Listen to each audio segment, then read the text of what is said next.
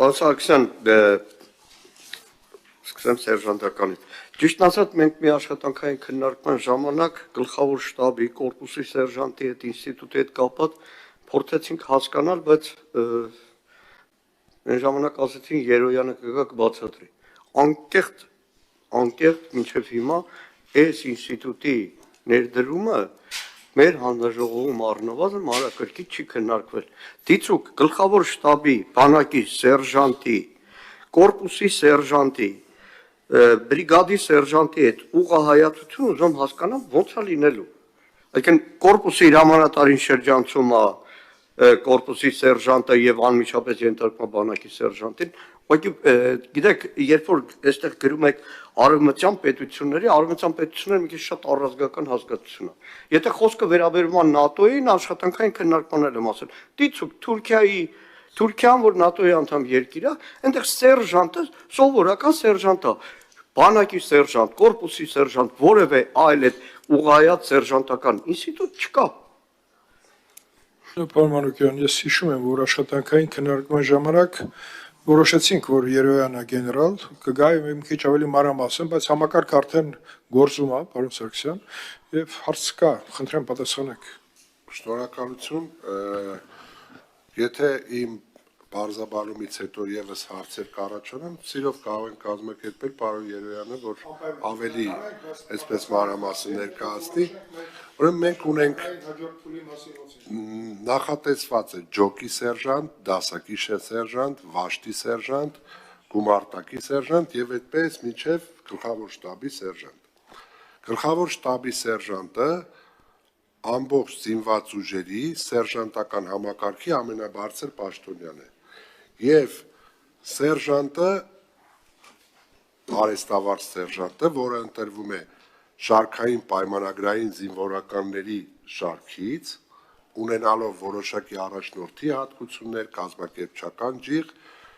ինքը սպայի իր հրամանատարի մտահղացումը շարքային կազմին փոխանցողն է եւ այդ միջանկյալ օղակը ում միջոցով ղեկավարվելու է շարքային անձնակազմը։ Եվ այս ուղղահայացը իրականացվում է հետևյալ կերպ. գլխավոր շտաբի պետի կողմից սերժանտական համակարգին տրված հանձնարարականները գլխավոր շտաբի սերժանտի միջոցով իջնելու են այդպես ներքև եւ հասնելու են մինչեւ ջոկի սերժանտ։ Եվ այս ամբողջ կառավարման process-ը իրականացվելու է ըստ վերադասության սերժանտների միջոցով, որոնք ջոկի սերժանտը, եթե դասակի սերժանտ դառնալու համար նաև պետք է ուսուցանվի,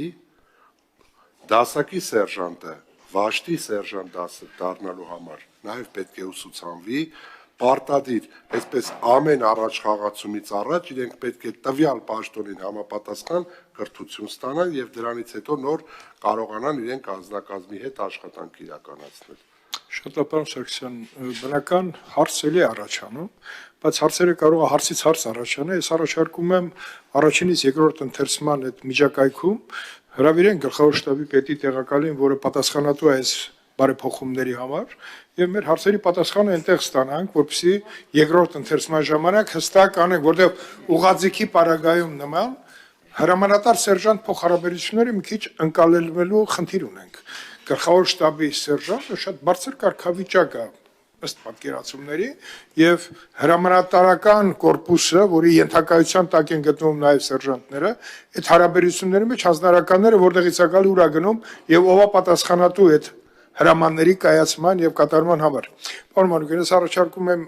այդ բովանդակային մասը մենք կանենք մեր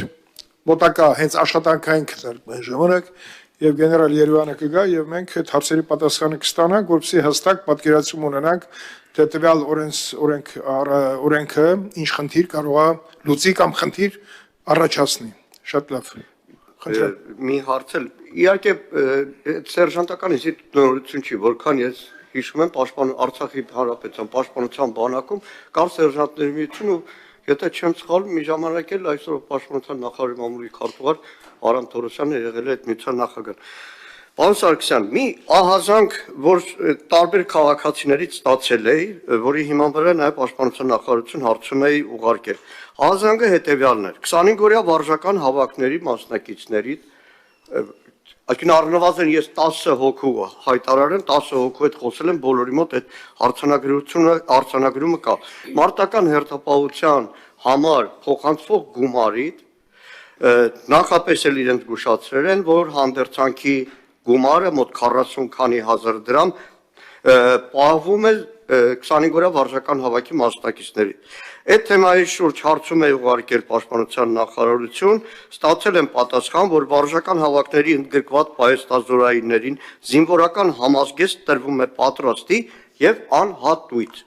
Ես կոնկրետ մարդկանց գիտեմ, նույնիսկ կտրոններն են փոխանցել, որ այդ փոխանցվող գումարից 40 քանի հազար դրամ հայտարարվել է, որ պահում են հանդերձանքի համար։ Ում հասկանամ, տրվում է անհատույց եւ ոնց է պատահում, որ այդ գումարը փոխանցելուց 25-օրյա վարժական հավաքի մասնակիցներից հանդերձանքի համար փող է պահվում։ Խնդրեմ, պարոն Սարգսյան։ Շնորհակալություն, խնդրում եմ աշխատանքային կարգով դուք կոնկրետ անձանց վերաբերյալ տեղեկատվություն տրամադրեք, մենք ամեն դեպքով փորձենք հասկանանք, թե